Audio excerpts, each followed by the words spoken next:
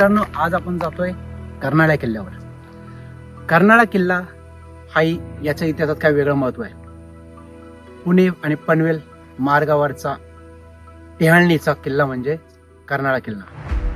मित्रांनो, मराठी चित्रपट जैत्र जैत पिक्चरची शूटिंग या किल्ल्याच्या आजूबाजूला झाली.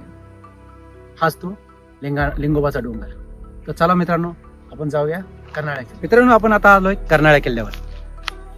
मित्रांनो, आपल्या सर्वांना माहित आहे, छत्रपती शिवाजी महाराजांनी मोठी झेप घेण्यासाठी एक पाऊल मागे आले होते, तो म्हणजे पुरंदरचा तह.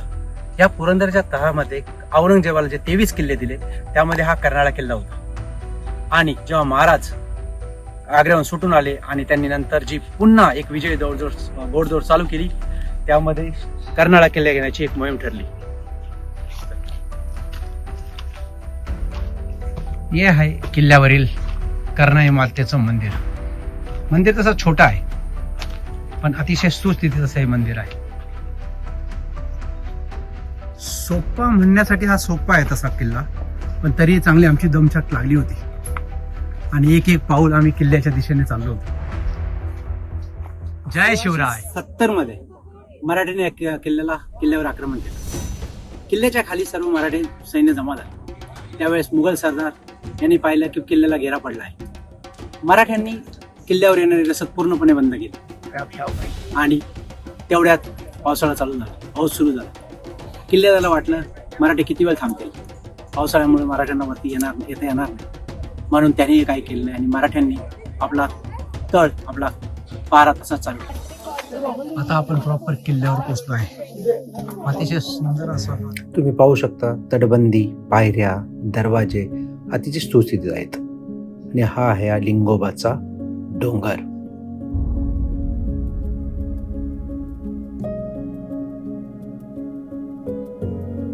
असं घनदाट जंगल असलेला हा कर्नाळा किल्ला.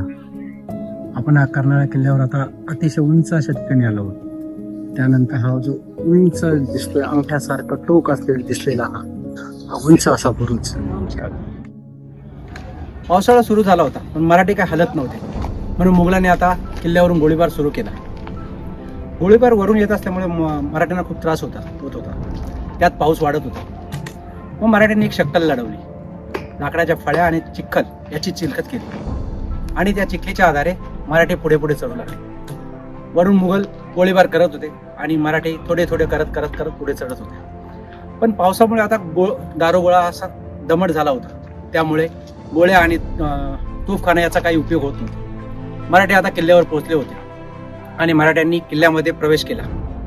तुंबळ अशी लढाई झाली आणि यामध्ये मराठ्यांचा विजय झाला. भगवा झेंडा कर्नाळा किल्ल्यावर फडकला. पुढे मित्रांनो, 1818 मध्ये हा किल्ला इतर किल्ल्यांबरोबर ब्रिटिश राजवटी खाली गेला आणि याच्यावर युनियन जॅक फडकला गेला.